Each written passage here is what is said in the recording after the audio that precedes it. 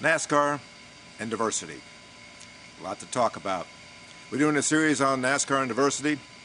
Mauricia Grant's $225 million lawsuit has brought that issue back to the forefront this summer.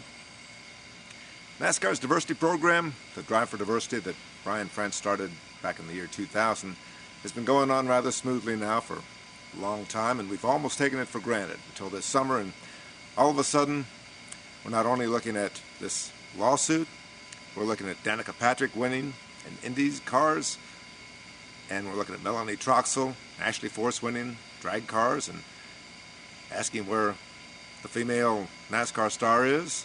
We're asking where the next Tiger Wood is, the NASCAR Tiger Wood. We're looking for Hispanics. We've got Adrian Fernandez. We've got Juan Pablo Montoya. There's a lot to talk about. Hispanics, minorities, women, across the board. We're doing a long series on this, and we'll be discussing it over the next week. So, consider this. 1 in every 3 Americans is a minority. And in California and Texas, the minorities are the majority. We went to Indianapolis to talk to Lynn St. James Group, their 6th annual seminar for women in racing. We talked to Ann Finaroli, the mother of 12-year-old Natalie, and Natalie's a whiz kid. Natalie's goal when she grows up, kick Lewis Hamilton's butt. She wants to go Formula One. She talks the talk. Can she walk the walk? A lot of women, drivers, young, trying to make it. Is that a gimmick? Is that for real? We're going to talk to a lot of them about that. We want to talk to Willie T. Ribbs. We want to talk to Bill Lester. Bill Lester was the most recent African-American to try his hand in NASCAR. Had a shot with Bill Davis a couple of years ago. Things didn't quite work out. He went back to sports cars. He's running in the Glen and Montreal the last couple of weeks. Willie T. Ribbs. I was there at Talladega when he stood up in the driver's meeting, one of his first NASCAR races, and said, "Can you pass in the grass?" Willie had a lot of talent. He's 53 now. I've known him for a long time. He could have made it in NASCAR. But his temperament, he was just a little too flamboyant. Wrong way Willie when Bruton Smith and Humpy Wheeler brought him down to Charlotte to drive in the 600 one year.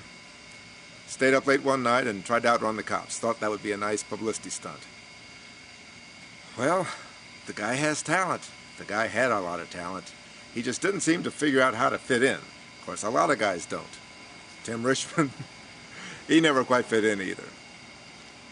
But we're going to try to talk to Willie. We're going to try to talk to Bill Lester. We're going to talk to a lot of people about these things. We're also going to talk to Marcus Shadow. He's the NASCAR point man. He's the head of NASCAR's diversity program. Came out of John Kerry's 2004 presidential campaign. He travels the country as NASCAR's diversity ambassador, going to schools, universities, corporations, making the case of what NASCAR has to offer. He's got a good case. What NASCAR is offering, opportunity. They can't guarantee results, but they're offering opportunity.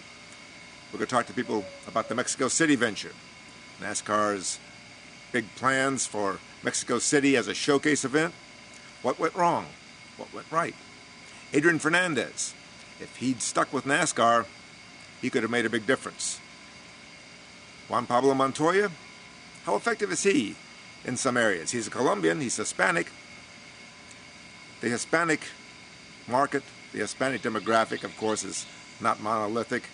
Curtis Gray, who runs Homestead Miami Speedway for the France family, knows that it's a lot different in his market than it is for Gillian Zucker in Los Angeles. She runs California Speedway, Auto Club Speedway for the Frances out there. She has a basic Mexican base. Curtis, he's got everything from Dominicans to Puerto Ricans to Brazilians, and they speak Portuguese. They don't even speak Spanish. He's got a lot of stuff in southern Florida to deal with. Texas, 52% of the population of Texas, minority. Women, minorities, Hispanics, blacks, a lot to talk about. We'll see what we can come up with, see what we can find. We're not going to re-argue 1965 racism in America. We're not going to talk about 1964 and the trophy that took Wendell Scott a few days to get, and why they wouldn't let him kiss the beauty queen in Victory Circle after his NASCAR win. That's a long time ago. We will ask Willie T. what went wrong with his venture. He's awful bitter about it now. I think he was part of the problem. We're going to talk to Bill Lester. He should have had it. Cal Berkeley grad, engineering, good looks, a lot of talent. But I tell you, NASCAR's tough. Just ask Sam Hornish Jr. Ask Dario Franchitti. Big stars in IndyCar racing. Big stars. Winning it all. Came down here. Hey, Dario got fired. Couldn't get the job, couldn't get a sponsor. 71 people out of work because that thing failed. It's a tough business, and it's a business. It's no free ride. NASCAR and diversity. Mike Mulhern for the Winston-Salem Journal, journalnow.com.